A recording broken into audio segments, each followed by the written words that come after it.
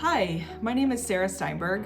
I'm a healthcare consultant and I've been working in the healthcare industry for 10 plus years in various roles in innovation, engineering, and marketing.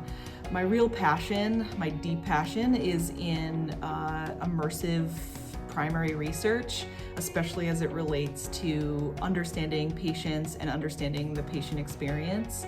Ted Toussaint and I are hosting a workshop on techniques for patient discovery. And we think this topic is important because it's as important as patients are, which is to say the most important.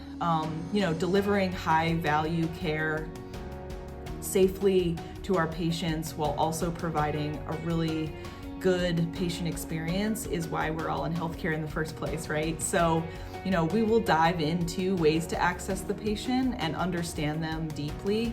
We'll also talk about methods and methodologies to making accessing the patient something that's in the culture of your organization, and really try to talk about and help you guys explore ways to bring this back to your organization and make this part of what you do every day, what you think about every day.